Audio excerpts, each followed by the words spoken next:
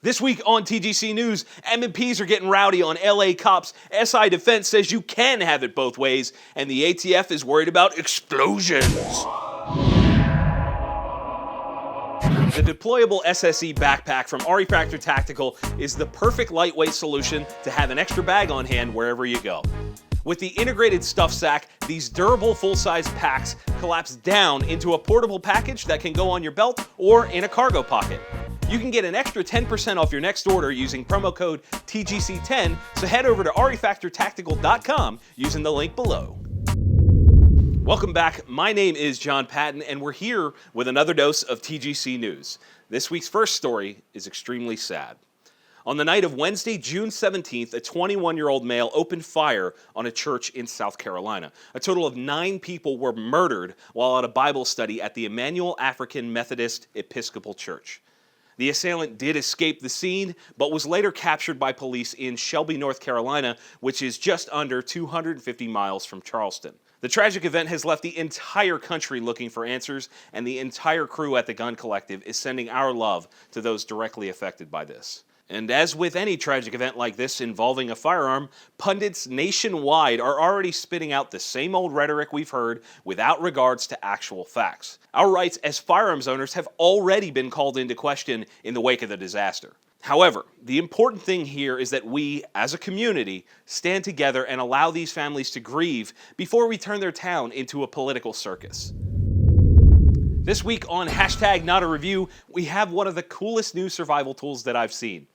This is the RE Factor Tactical Wilderness Survival Card. It's essentially, with the addition of some string, a complete survival kit that's the same size as a credit card. There are fishing hooks, a dual-sided saw, arrowheads, a freaking trident, sewing needles and all, tweezers, and a bunch of snare locks, all in this tiny stainless steel card. The uses for this thing are pretty self-explanatory, but I want to point out that bad things can happen at any time, and this type of compact survival tool can be kept on you at all times right in your wallet. It really is the culmination of minimalist and survivalist combined. Just a quick side note though, the TSA will not be happy with you if you decide to try and carry this onto a plane, so remember to take it out of your wallet before you head to the airport. If you're interested in picking a few of these up, remember to use the promo code TGC10 to get 10% off your entire order from refactortactical.com. There is a link in the description for your clicking pleasure. Smith & Wesson M&Ps are being blamed for accidental discharges in the Los Angeles County Sheriff's Department because apparently blaming an inanimate object for the negligence of a human being is still a thing. Back in 2012, the department switched from the Beretta 92FS to the M&P line of handguns and assumed that a new training regimen was not needed when switching from a hammer-fired handgun with a heavy double-action trigger to a striker-fired handgun with a super soaker trigger. Okay, seriously? Can we please stop using the term accidental when describing discharges from people that are clearly being negligent? We're responsible for every round that leaves the gun. Let's not pretend like training isn't a necessary thing as a firearms owner. This isn't a matter of which gun is in use, it's a matter of adequate training for officers. And then, well, now I guess I gotta buy another gun news.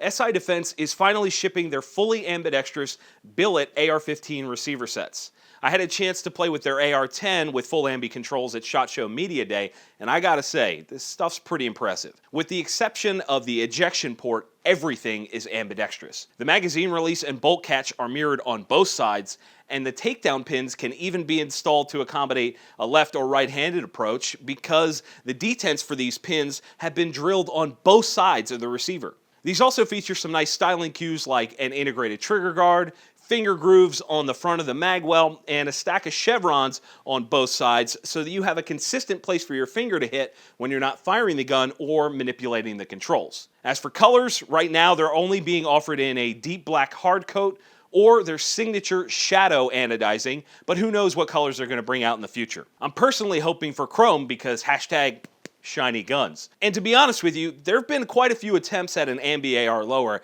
and not many have succeeded. Hopefully these stack up.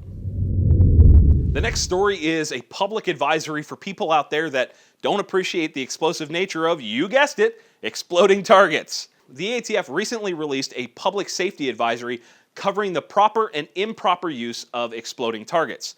And for those of you that are unfamiliar, the exploding targets in reference here are most commonly known as binary targets, and despite the efforts of the Tannerite brand, that name is also still synonymous with this type of target. It's essentially two chemicals that are not explosive until mixed, and even then it requires a high velocity projectile to set it off. The ATF's biggest concern here is that as the popularity of these targets grows, so does the improper use. There have been multiple stories of people being injured or even killed by the shrapnel created from these targets.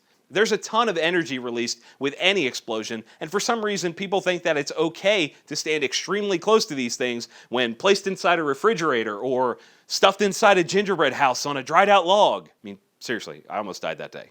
The long and short of it is, pay attention and don't be an idiot.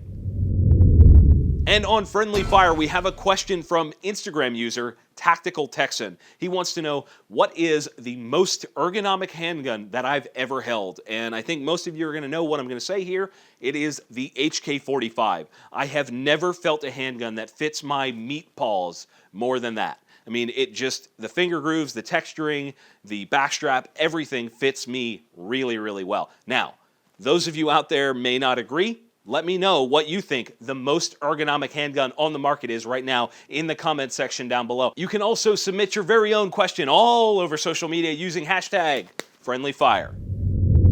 You want to see what your ammo is capable of? Check out the variety of high-quality ballistics gel products from Dr. Coat. From FBI spec blocks to fun targets like the Ghost and Bago Man.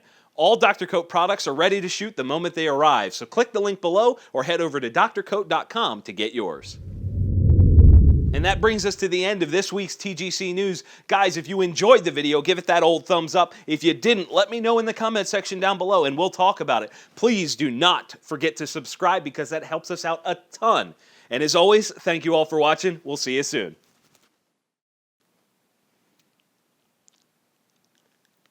You want to watch last week's episode? Click right there. This is delicious.